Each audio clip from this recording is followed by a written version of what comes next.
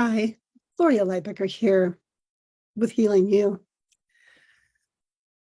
I was remembering earlier today when I saw my 14-year-old son curled up on his bed and he was holding his head and he was crying.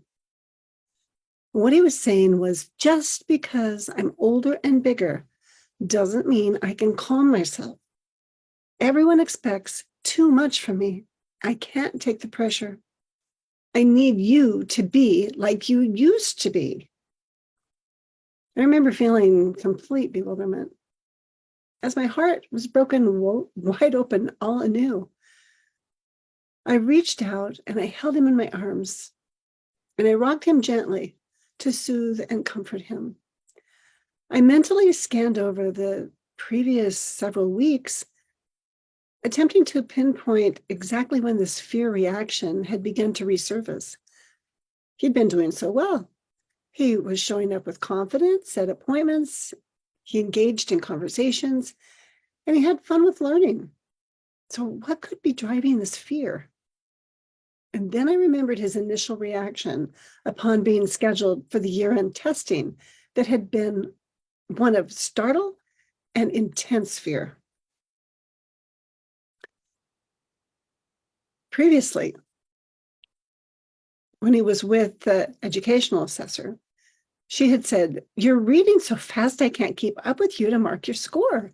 Slow down. Try taking a breath between each paragraph as you read it again." Well, when Rylan heard the assessor tell him to read the paragraph again, he stared at her silently for just a moment, and then he leaned forward and placed his forehead on the desk.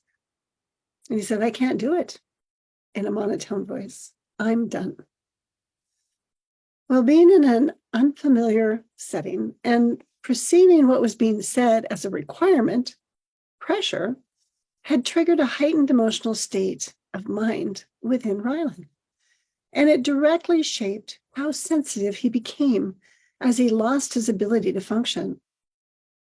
Without the calming influence of his prefrontal cortex available to him, his limbic system reacted suddenly, without warning. Well, during adolescence, the prefrontal area of our brains is in a state of reconstruction. So teenagers, they can be prone at certain times to flipping their lids. Remember Dan Siegel's brain in the palm of the hand. So they would temporarily lose their ability to link separate areas of the brain to one another. So it's helpful to know that the limbic system and the brainstem are more active in adolescents than they are in children or adults. And this means that teens can interpret very neutral responses as hostile or aggressive and not to be trusted. So flipping your lid is also very energy consuming, and it can happen even when youth are developing really well. I remembered at the time feeling surprised by Rylan's shutdown reaction. Yet I noticed at the same time that he was able to use his words once his head was down. He was able to express himself. And so I moved over to sit beside him, and I placed my hand gently on his shoulder. I smiled at the assessor and made a request. "Would you be willing to give us a few minutes alone?" So after the assessor had left the room, I focused my attention on my own inner sensations, and I silently offered Rylan my presence. I connected with the beauty of the needs to be seen, to matter, for shared reality, while taking a couple of slow and gentle breaths.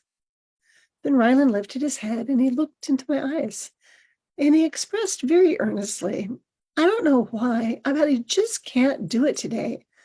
It feels like too much pressure. At home, I read silently to myself, and here I have to read out loud while I'm watched." So I made a guess. I said, "It's nice when things are more familiar, maybe. I'm wondering how it might be if you could simply read to yourself and then answer the comprehension questions out loud. Would that be supportive?" He sat up and stretched. I said, "Yeah, that would help. Would you ask her then and sit right beside me?" Remembering that previous moment in time as I held my son in my arms, I had a deja vu experience. I saw a kaleidoscope of younger versions of this boy, repeatedly doing his best to engage with educators and becoming completely knocked off balance by his inner experience of not being seen, not being heard, or resonated with, but of feeling intense pressure to meet conditions held in place by the cultural system. I felt my heart soften and my body relax as I sank into my own long-term intention as his mother to choose heart connection first, to value relationships over outcomes or strategies, to choose love. Slowing down and looking through the lens of my teen's growth, development, and his capacity for integration really supported me to feel compassion for his inner experience. Choosing to prioritize staying present in relationship with attuned, resonant empathy and reflective dialogue, especially in the midst of those limbic reactions, it provides people of all ages, not just adolescents, with the calming influences of that prefrontal cortex. Having access to a surrogate prefrontal cortex increases our capacity to nurture the growth of our own prefrontal cortex integrated fibers, which in turn sends soothing circuits to calm limbically heightened emotions. Do you struggle with feeling pressured? Or maybe have a teen that is having some growing pains? I would love to connect with you and see how I can be of support. Reach out to me at healingnewsanctuary.com. Thanks for being on the journey with me here today. Healing you.